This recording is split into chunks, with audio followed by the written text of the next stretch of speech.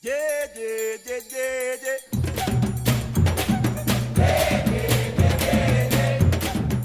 Panacée, une émission qui vous veut du bien. La Panacée, une émission contre tous les maux.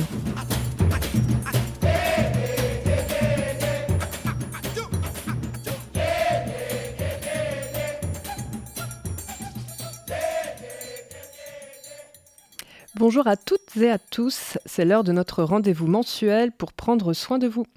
Aujourd'hui avec Fab, on va parler d'un sujet un peu tabou pour vous les hommes, les hormones masculines. Et oui messieurs, vous avez aussi des hormones. Et non, ce n'est pas réservé qu'aux femmes. Fatigue chronique, baisse de motivation, petit ventre qui s'installe sans invitation, libido en RTT. Si vous cochez plusieurs cases, ce n'est pas forcément l'âge, c'est peut-être juste votre système hormonal qui demande une petite révision des 5000. On en parle aujourd'hui dans l'émission de La Panacée, une émission qui vous veut du bien.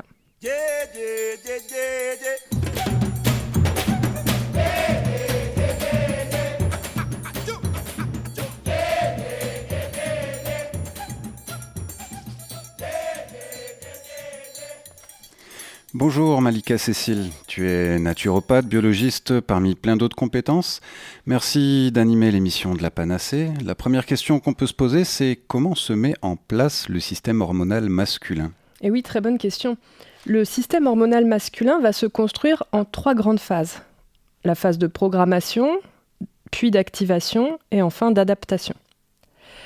Pour la phase 1, avant la naissance, donc, dans la vie fœtale, le sexe hormonal se met en place. Le cerveau va envoyer des signaux aux testicules qui vont commencer à produire de la testostérone. Cette hormone va différencier les organes sexuels, programmer le cerveau masculin, influencer certaines structures nerveuses. Puis, il y a une sorte de mode veille pendant l'enfance. De la naissance jusqu'aux 10-11 ans du garçon, le système hormonal existe, mais il fonctionne au ralenti. Les hormones sont présentes à faible dose, juste pour assurer la croissance et le métabolisme. Enfin, il y a la puberté. Ça va être l'activation massive du système hormonal, donc vers 11-14 ans. À ce moment-là, le cerveau du garçon va appuyer sur le bouton « on » du système hormonal. Et concrètement, le cerveau va envoyer un signal. L'hypophyse, cette petite glande chef d'orchestre, va amplifier ce signal. Les testicules vont se mettre à produire massivement de la testostérone. Et là, c'est une véritable tempête hormonale qui va conduire à la transformation physique plutôt spectaculaire chez les petits garçons. Sous l'effet de cette montée de testostérone en 2-3 ans, la croissance va exploser, le corps s'allonge rapidement, parfois plus vite que la coordination. Résultat, on se cogne partout, on devient maladroit, mais on grandit. La voix va muer. Le larynx grossit, les cordes vocales s'épaississent, la voix devient un peu instable, parfois grave un jour, parfois aiguë le lendemain. La pilosité apparaît sur le visage, les aisselles, le torse, le pubis. Et le corps tend progressivement vers une morphologie adulte. Les muscles répondent enfin et la masse musculaire augmente plus facilement. La libido se réveille et le désir sexuel apparaît parfois brutalement, sans mode d'emploi. Les émotions deviennent aussi très intenses. La joie, la colère, la tristesse, l'excitation, tout est amplifié. Le système nerveux apprend à gérer une chimie totalement nouvelle. Et ce n'est pas que l'adolescent exagère, c'est que son cerveau est littéralement inondé d'hormones. Certaines zones émotionnelles dominent, d'autres sont encore immatures. Résultat, il y a beaucoup d'énergie, beaucoup d'impulsivité. C'est une période biologiquement faite pour explorer, tester, dépasser, tester ses limites aussi, construire son identité. Après, il y a la période entre 20 et 35 ans où finalement la production hormonale des hommes est maximale avec une bonne récupération, une forte libido, une adaptation plutôt rapide au stress. Et ensuite, il y a la période 35-40 ans où là, on sent que ça commence un petit peu à ralentir au niveau des capacités d'adaptation. On va avoir une baisse progressive de la testostérone. Généralement, on perd 1% de production par an. La sensibilité au stress va augmenter. Et c'est souvent à ce moment-là qu'on peut voir apparaître des signes comme de la fatigue chronique, une baisse de libido, parfois une perte musculaire, la prise de gras. J'imagine qu'il n'y a pas que des hormones sexuelles chez l'homme, rassure-moi. Oui, effectivement. La testostérone, c'est un peu la star du spectacle parce qu'elle va influencer le niveau d'énergie, la libido, la masse musculaire, la confiance en soi, la motivation. Sans elle, l'homme passe progressivement du lion au petit chat d'appartement. Mais parmi les autres hormones, pas que masculines, il va y avoir ce qu'on appelle la DHEA, qui est une sorte d'hormone de réserve anti-âge et adaptative. Le cortisol, qui est l'hormone bien connue du stress, qui est utile pour fuir un prédateur ou bien gérer 15 mails urgents et un crédit immobilier en même temps. Il y a aussi les hormones thyroïdiennes chez l'homme, l'insuline qui régule le taux de sucre et le stockage de graisse. Et quand ça déraille avec l'insuline, le corps va se mettre un petit peu en mode garde-manger. Et n'oublions pas aussi les œstrogènes, parce que oui, messieurs, vous en produisez également. Le souci, c'est quand il y a plus d'œstrogènes que de testostérone, et là, ça crée un déséquilibre. Et Malika Cécile, quels sont les troubles hormonaux les plus courants chez l'homme ? Alors, il y a ce qu'on appelle l'andropause. C'est le terme médical qui désigne le passage de la vie d'un homme de la période de fertilité au vieillissement. C'est un petit peu la ménopause masculine. Les symptômes de l'andropause peuvent être physiques, émotionnels ou sexuels. Les principaux symptômes, ça va être une diminution de la masse musculaire, une diminution de la densité osseuse, une baisse de morale, une augmentation de la graisse corporelle, une diminution de la production de testostérone et une diminution de la libido. Certains hommes aussi vont souffrir d'un déséquilibre justement entre ce taux d'œstrogène et celui de testostérone. Ça peut être favorisé par la pollution plastique, les perturbateurs endocriniens, la pollution hormonale un peu généralisée, mais également la consommation excessive d'alcool et le surpoids. Pourquoi ? Parce que la graisse ventrale se transforme par aromatisation en œstrogène. On en a aussi parlé dans une autre émission de la Panacée. L'insulinorésistance concerne également les hommes. Le corps va moins bien répondre à l'insuline, le sucre resté dans le sang un peu plus longtemps et ça va finir par être stocké sous forme de gras. Les symptômes, coup de fatigue après les repas, un cerveau un peu embrumé, on a faim rapidement, on peut prendre du poids sans comprendre pourquoi, et on a souvent beaucoup plus envie de boire. Malika Cécile, j'imagine que tu vas nous dire que notre mode de vie peut influencer cet équilibre hormonal chez l'homme ? Et oui, tu lis dans mes pensées. Le cerveau mesure l'état du corps. Il envoie un message hormonal. Les testicules produisent. Le cerveau ajuste en permanence. Si le stress est élevé, le cerveau va freiner la production de testostérone. Si le sommeil est bon, il va la relancer. Notre corps crée une sorte de hiérarchie de priorités. La plus importante, évidemment, c'est la survie. Puis, s'il peut, il va constituer des réserves d'énergie. Puis, si c'est un bon contexte, il va envisager les capacités de reproduction. Et enfin, les performances. Donc, une personne qui est dans un état de stress chronique, le corps il va passer en mode survie. C'est sa priorité numéro 1. La reproduction devient donc secondaire et la testostérone va chuter. Notre fonctionnement biologique n'a pas vraiment beaucoup évolué depuis 50 000 ans. Par contre, notre environnement et notre mode de vie a énormément changé. Stress permanent, écran tard le soir, du sucre en excès, beaucoup trop de sédentarité, pollution hormonale, manque de sommeil, tout ça, résultat, notre organisme, conçu pour une vie sauvage finalement, il est plongé dans un monde artificialisé, hors sol, comme dirait Pierre Rabhi. Le système hormonal masculin est un système adaptatif, vivant, extrêmement sensible au mode de vie. Donc, comme vous me l'entendez très souvent dire sur cette antenne, chouchoutez votre sommeil, restez dans le mouvement, adoptez une alimentation nutritive, apprenez à gérer votre niveau de stress. L'ensemble aura un impact sur votre vitalité, libido, clarté mentale et force physique. Malika Cécile, une petite pause musicale avant de poursuivre l'émission ? Avec plaisir. Aujourd'hui, je vous propose d'écouter le mantra Sat Kartar, interprété par Hardy Alcor. On se retrouve dans quelques minutes pour la suite de l'émission de la Panacée, une émission qui vous veut du bien.